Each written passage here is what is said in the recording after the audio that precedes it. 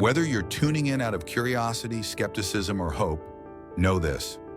What you're about to hear isn't just a speech, it's a call to action, a challenge to think differently about your future, your country, and your power as a citizen. So listen closely, because this is about you. For decades, those of us on the left have been calling ourselves progressives. We do that because right-wing propaganda succeeded in making the term liberal a pejorative term. Acknowledging that consultants and media masters do not want the left to use the term liberal, then why do I articulate the need to be openly democratic socialists in our platform?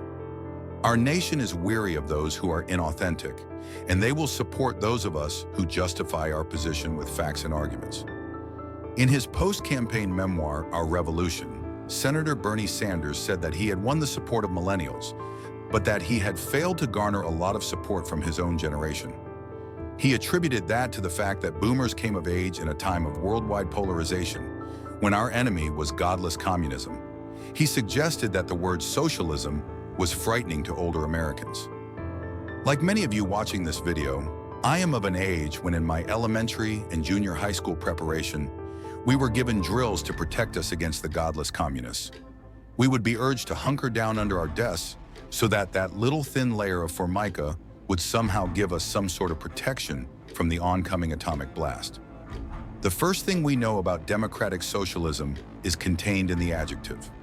It is a democratic process. My first thesis tonight is that every election is fundamentally about two questions. The first is, what role will the public sector play each year in regulating the markets?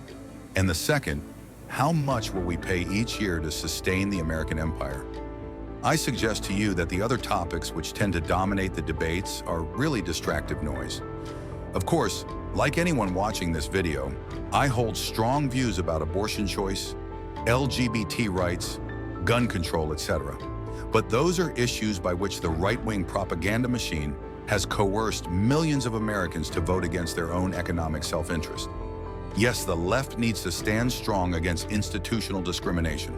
The Civil Rights Act of '64 and the Voting Rights Act of '65 are among the great achievements of this nation. But the left must be more than a collection of citizens engaged in a bidding war over which group's grievance is most immediately in need of a remedy. The advantage of a platform of democratic socialism that it provides a basis for a good life for everyone. Through democratic socialism, in each electoral cycle, citizens have the opportunity to reduce or increase the public sector's role in protecting ordinary Americans from the effects of an unregulated free market. Democratic socialism acknowledges that people who work hard and save should be the principal beneficiaries of their industry and thrift, and we do not support the common ownership of the means of production. The first question to address is this: is America in 2018 a capitalist nation? Recently, French sociologist Thomas Piketty published a bestseller called Capital, which researched public records in North America and Europe, and came to the not-so-surprising conclusion that historically free market economies have caused the aggregation of wealth in the hands of an aristocratic elite, what we call the 1% in this country. But this book is interesting in pointing out that there is one historical exception: the generation immediately following World War II. The war had unsettled the existing order, and the Great Depression, followed by years of privation to fund the war, had left enormous pent-up demand. Governments across the West attempted to show gratitude to veterans, largely recruited from working-class families, by providing college subsidies, home ownership programs, and more. These helped jumpstart a growing middle class. At that time, with rising working-class education and a successful spike in the trade union movement, the period from 1945 to 1981, according to Piketty, represented a historical anomaly in which the relative economic power of the middle class actually increased in relation to the owning classes of the world. But in the late 70s and early 80s, there was a counterattack, led by political figures like Ronald Reagan and Margaret Thatcher. Western democracies began to assault trade unions and destabilize governments through massive tax cuts for the wealthy and what we now call trickle-down economics. With an almost obsessive drive, the owning class called regulations restrictions and set out to eliminate them. These so-called restrictions are, in truth, protections for ordinary people against the abuses of capitalism. Both parties bear some responsibility for coddling Wall Street. The decision to encourage unregulated capitalism led directly to the financial collapse of 2008. Wall Street greed manipulated home sales and mortgages. The American experience of saving for and qualifying for a home loan became securitized. Absent government oversight, millions of non-performing mortgages were bundled and sold by speculators. When this bubble burst in October 2008, the US government came to the rescue. That isn't capitalism. Capitalism, true free markets, would have let the banks fail. It would have let the auto industry fail. But people across the political spectrum supported intervention. No one who engaged in this massive defrauding of the American economy was prosecuted. This became known as the Holder Rule, after then Attorney General Eric Holder. DOJ officials determined that civil penalties were enough.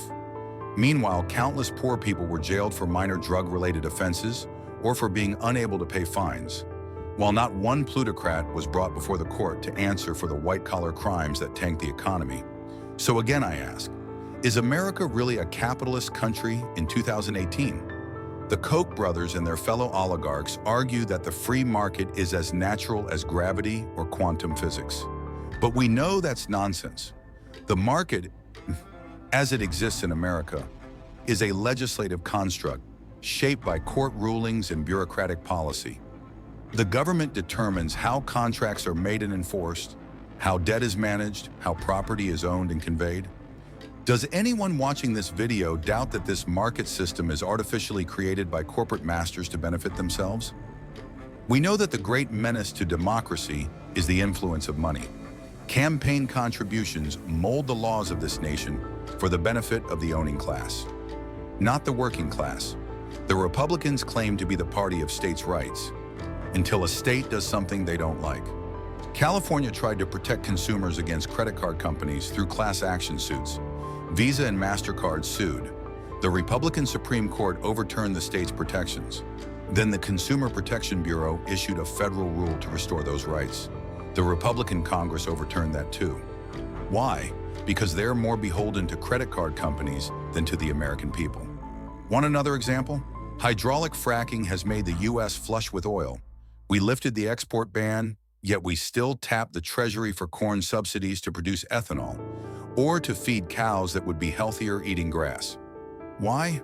Not because it's good policy, but because of agricultural lobbies like Archer Daniels Midland. We aren't legislating for people. We're legislating for power brokers. In my lifetime, we have not been a capitalist country. We control interests through the Federal Reserve, labor through immigration restrictions and anti-union policies, bankruptcy through pro-creditor laws, and when big business fails, we bail it out. So why did we let this happen? At their best, the Democrats, under leaders like Franklin Roosevelt, injected just enough democratic socialism to save democracy. That gave birth to the American dream. Millions owned homes. They had dependable employment. They believed their children would do better. Lyndon Johnson tried to extend that dream to people of color and women. But in the last 40 years, the Democrats stopped emphasizing the economic issues that united working-class Americans of all races. The party became more about grievances than justice. The Republicans did worse, offering religion and hyper-patriotism instead of real solutions. They talk about flags, anthems, and abortion while ignoring jobs, healthcare, and pensions.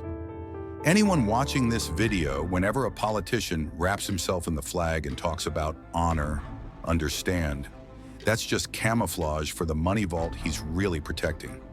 If we on the left want to win, we must start talking to the Trump voter.